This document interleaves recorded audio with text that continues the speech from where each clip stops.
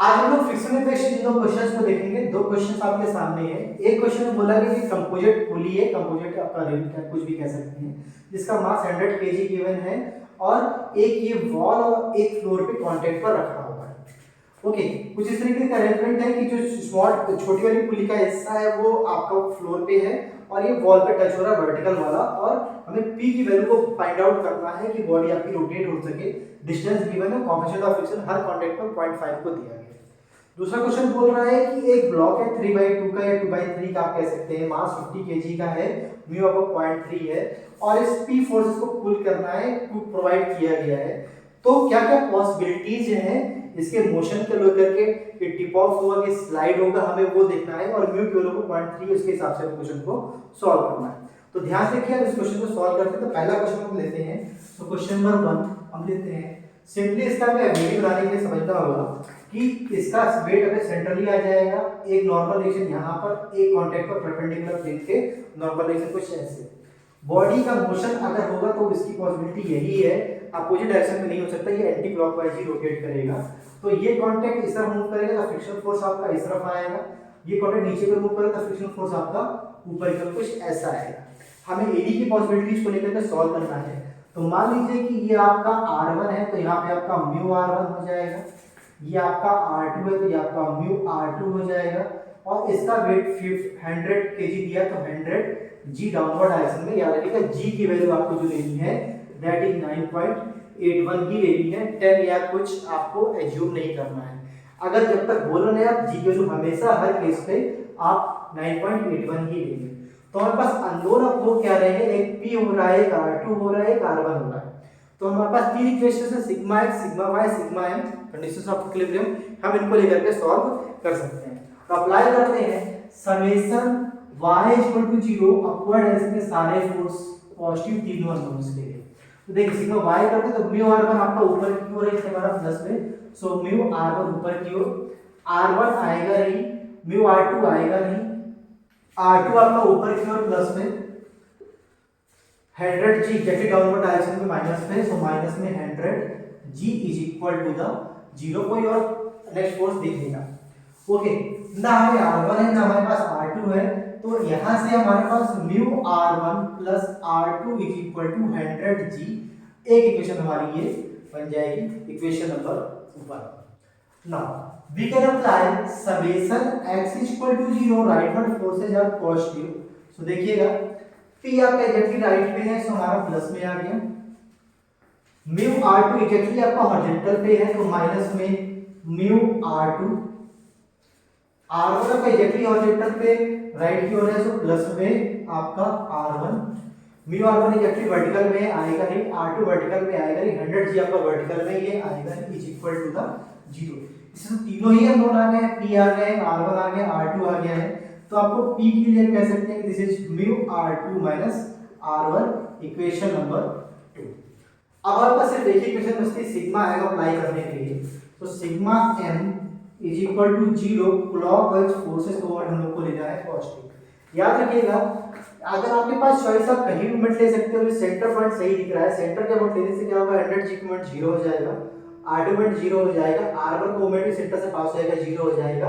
तो हमारे पास एक रिलेशन मिल जाएगा r1 r2 और p पे, जिसको लेके एक इक्वेशन बना सकते हैं। आपकी चॉइस है, आप p के मोमेंट ले सकते हो। इस पॉइंट को लेने से क्या होगा कि p मोमेंट 0, r2 मोमेंट 0, 100 जी मोमेंट 0, और आपको यहाँ पे कुछ r1 और रिलेशन म्यू r2 विषय मिल जाएगा। आप ये भी कर सकते हो। तो मान लीजिए कि हमारा पॉइंट ये है, हम इसको मान लेते हैं कि पॉइंट a मान लेते हैं।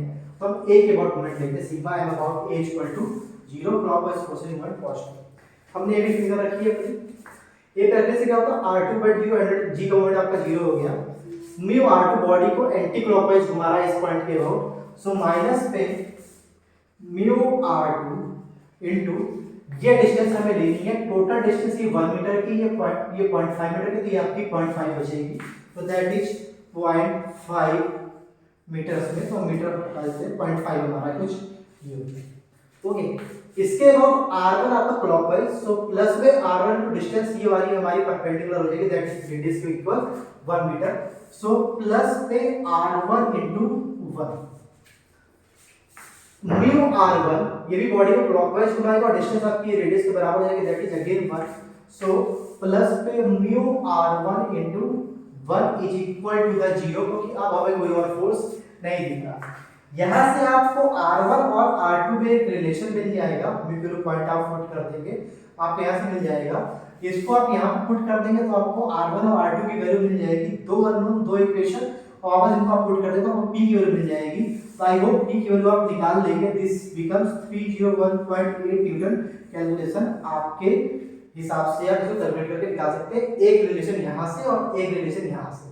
आप यहां से देखेंगे ये रिलेशन आपको मिल जाएगा 0.5 mu r2 is equal to the r1 plus mu r1 plus mu r1, ये आपका हो गया रिलेशन नंबर 3। ओके, एक और दो, इन दोनों के हेल्प से आपको r1 r2 मिल जाएगा, उनको आपको इसी क्वेश्चन में पुट करना होगा।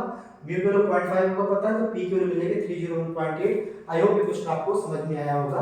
अब हम मूव करते हैं अपने दूसरे क्वेश्चन की तरफ। तो देखिए ध्यान से, दूसरा क्वेश्चन बड़ा इंटरेस्टिंग है और इंपॉर्टेंट भी है और काफी कॉन्सेप्चुअल है, अगर आप इसको ध्यान से समझ पाए तो लैंग्वेज को लेकर क्या क्या पॉसिबिलिटीज है पहले हम उसको चेक करते हैं। तो देखिए ये ब्लॉक है, जैसा आपने ब्लॉक गिवन है, हमने उस ब्लॉक को बना दिया और हॉरिजॉन्टल फ्लोर पे रख दिया और ये पी फोर्स हमारे यहाँ पे लग रहा है, दैट इज 20 डिग्री।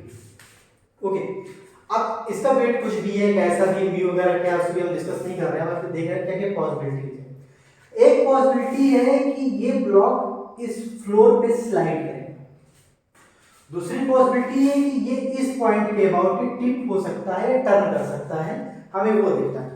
दोनों ही पॉसिबिलिटीज को हम लोग क्रॉस चेक करेंगे और उसकी वैल्यूज को फाइंड आउट करेंगे। अगर क्वेश्चन में गिवन है कि ये स्लाइड करे तो उसके लिए हमें क्या फोर्स क्यू पी की चाहिए तो वो हम निकाल सकते हैं। अगर क्वेश्चन में बोलता है कि इसके वो टर्न हो रहा है तो क्या वैल्यू निकालना है वो हमें निकालना होगा। हमसे कुछ नहीं बोल रहा है तो हम दोनों पॉसिबिलिटी को चेक करेंगे और सॉल्व करके आंसर को निकालेंगे। जैसे कि इस क्वेश्चन में कुछ नहीं बोला गया है, बोले कि पी की वैल्यू फाइंड आउट करना है और सारी पॉसिबिलिटीज को चेक करना है, हमें ये देखना है तो हम उसके अकॉर्डिंग सॉल्व करते हैं। तो देखिए पहली पॉसिबिलिटी है कि इफ स्लाइड्स, क्वेश्चन नंबर 2 है हमारा, इफ स्लाइड्स, तो सबसे पहले इसका एल्गोरिथम कंप्लीट करते हैं। तो इसका वेट डाउनवर्ड डायरेक्शन में 50 kg दिया तो 50 g इसका वेट हो जाएगा। p आपका है, अगर ये स्लाइड करेगा तो मोशन इसका इस डायरेक्शन में होगा, एक कांटेक्ट डायरेक्शन फ्लोर से ब्लॉक पर, दैट इज r, और स्लाइड करेगा तो म्यू r आपका कुछ इस डायरेक्शन पे आता है। ओके, तो वेट हो गया, जो फोर्स लगा था वो हो गया, नॉर्मल डायरेक्शन हो गया, फ्रिक्शनल फोर्स हो गया, हमारी सारी चीजें इसमें ऑलमोस्ट हो गई है। डिस्टेंस ये आपको 3 मीटर दी हुई है, ये 2 मीटर दी हुई है, जैसा भी यूज होगा उसको सॉल्व कर सकते हैं। ओके, तो हम लोग सॉल्व करते हैं। तो इसके लिए पहली condition, if slides on the floor. Okay, अगर स्लाइड करता है तब क्या क्या पॉसिबिलिटी है उसको देखते हैं। तो पहली पॉसिबिलिटी के लिए summation x equal to 0, right of forces are positive. देखिए p का कॉस कंपोनेंट, p के दो कंपोनेंट होंगे, एक आपका कुछ ऐसा होगा p cos 20 और एक आपका ऐसा होगा p sin 20। सो p cos 20 एग्जैक्टली हॉरिजॉन्टल पे तो आपका प्लस में, सो p cos 20 डिग्री आपका प्लस में हो गया, p sin 20 आएगा नहीं, r आएगा नहीं, 50g आएगा नहीं, म्यू r आपका minus 3 is equal to the 0। Mu की वैल्यू 0.3 दी गई है, so p cos 20 is equal to 0.3 r, एक इक्वेशन हो गई, r और p के बीच में रिलेशन आप ऐसे फाइंड आउट कर सकते हैं। Now summation y equal to 0, upward direction में सारे फोर्स हमारे पॉजिटिव लेते हैं, सो p sin 20 ऊपर की ओर, ओके, 50g एग्जैक्टली पीछे की ओर, g की वैल्यू 9.85, ओके, आगे एग्जैक्टली अपवर्ड डायरेक्शन में, म्यू r आएगा ही और कोई फोर्स है इज इक्वल टू 0। आपके पास g की वैल्यू पता है, r का रिलेशन यहां से आ जाएगा, p की वैल्यू आप निकाल सकते हो। तो यहां सॉल्व करने पर आई होप p की वैल्यू आपको मिलेगी 613.1 न्यूटन। ये आपको क्रॉस चेक करके रखना है कि क्या आंसर ये सही है कि नहीं है। आई होप यही वैल्यू आपकी आनी चाहिए। तो अगर ये स्लाइड करता है तो ये वैल्यू आपकी आ जाएगी, P की वैल्यू 613.2 न्यूटन। अगर ये स्लाइड करता है तब की बात है, इतना फोर्स अगर है तो स्लाइड करे। नाउ अब हम बात करते हैं कि अगर स्लाइड नहीं करता है, टिप ऑफ होता है over the point on the touching corner, तो मान लीजिए इस कॉर्नर को हम लोग बोल देते हैं कि ये कॉर्नर हमारा जो है दिस इज O या फिर A हम लेना चाहें। तो अब इसमें क्या है कि आप समझिएगा कि ये मान लीजिए कॉर्नर A है, तो अगर ये टर्न हो रहा है लाइक दिस ब्लॉक, अगर ये फ्लोर पे अगर टर्न हो रहा है तो इसका इस कांटेक्ट यहाँ से फ्लोर से कांटेक्ट खत्म, कांटेक्ट खत्म तो नॉर्मल रिएक्शन आपकी खत्म, नॉर्मल रिएक्शन खत्म तो फ्रिक्शनल फोर्स भी आपका नहीं आएगा। तो केवल एक अबाउट टर्न हो रहा है तो क्या क्या पॉसिबिलिटीज है कि एक हॉरिजॉन्टल रिएक्शन आएगी आपकी RX ले लेते हैं और ये आपकी हो जाएगी RY। ओके, तो हमें अब P की वैल्यू को बताना है, उस वैल्यू को हमें लेकर के एनालाइज करना है। तो देखिए ऐसे केस में हमें RX RY में कोई इंटरेस्ट नहीं, में P निकालना है तो एक और मोमेंट ले लें। एक और मोमेंट लेने से क्या होगा, RX और RY दोनों मोमेंट 0 हो जाएगा, तो हमें केवल P पे लोन रहेगा, तो हमें P की वैल्यू सीधे मिल जाएगी। अप्लाई करते हैं, समेशन लिख देते हैं यहाँ पर, इफ टर्न अबाउट A, देखिए sigma m about A equal to 0, clockwise forces moment हम लोग ले रहे हैं पॉजिटिव। हमने ए पे रख दिया 50g बॉडी को एंटी क्लॉकवाइज घुमाएगा, सो माइनस में 50g इनटू डिस्टेंस, देखिए ये 2 मीटर पे आपका 1 मीटर हो जाएगा। p sin 20 a से ही पास हुआ मोमेंट 0 हो जाएगा, p cos 20 बॉडी को क्लॉकवाइज घुमाएगा, so plus p cos 20 distance 3 और कोई फोर्स दिख रहा है इक्वल टू द 0। आप देखिए पिछले क्वेश्चन पे, पिछले पार्ट में स्लाइड हो रहा था तो इसकी साइज का कोई इफेक्ट नहीं था, 3 और 2 से कोई फर्क नहीं पड़ रहा था, तो वेट रिस्पांसिबल था और फ्रिक्शनल फोर्स वहां पे आ रहा था। यहाँ पे फ्रिक्शनल फोर्स ही ऑप्शन है। आप सॉल्व करोगे तो यहाँ से आपको P की वैल्यू मिल जाएगी, दैट इज 174 न्यूटन।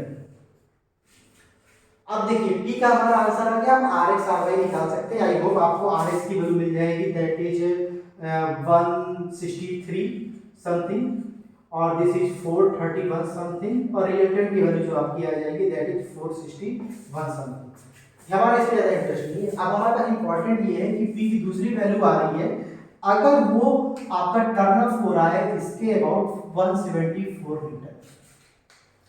अब इंडिपेंडेंटली अगर क्वेश्चन पूछा गया आपसे कि अगर टर्न हो रहा है तो क्या वैल्यू आएगी, तो आपका आंसर 174 न्यूटन आ जाएगा। अगर आपसे पूछ रहा है कि स्लाइड करने के लिए कितना फोर्स चाहिए, तो यहाँ पे लेकिन एक्चुअल आप देखिए कि इस फोर्स से प्रोसेस पहले ऐसी फोर्स से बॉडी आपकी टर्न अप हो जाएगी, टिप ऑफ हो जाएगी। टिप ऑफ हो जाएगी तो स्लाइड होने की पॉसिबिलिटी नहीं है। तो आप वहां पर एक कमेंट लिख करके आ सकते हैं। अगर आपसे स्लाइड के पूछे तो आपको सीधे आंसर ही निकाल देना, आपका ये आंसर हो जाएगा।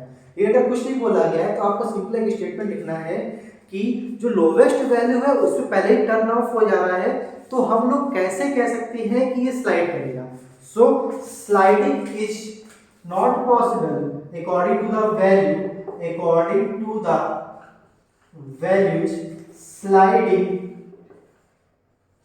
sliding is not possible। Okay हाँ, अगर ये वैल्यू आपकी 174 से कम आ जाती, 172 आ जाती, 161 आ जाती, 113 आ जाती, कुछ भी आ जाती, तो डेफिनेटली ये स्लाइड पहले इनिशियली स्लाइड होगा देन टर्न अप। लेकिन अगर ये वैल्यू आपकी कब ज्यादा आ रही है तो स्लाइडिंग की पॉसिबिलिटी ना के बराबर है, इसके टर्न अप होने की पॉसिबिलिटी, टर्न अबाउट ए होने की पॉसिबिलिटी आपकी ज्यादा है। आई होप क्वेश्चन आपको क्लियर हुआ होगा, समझ में आया हुआ होगा, और इस टाइप के और क्वेश्चन हम लोग अगले वीडियो में देखते हैं। Thank you.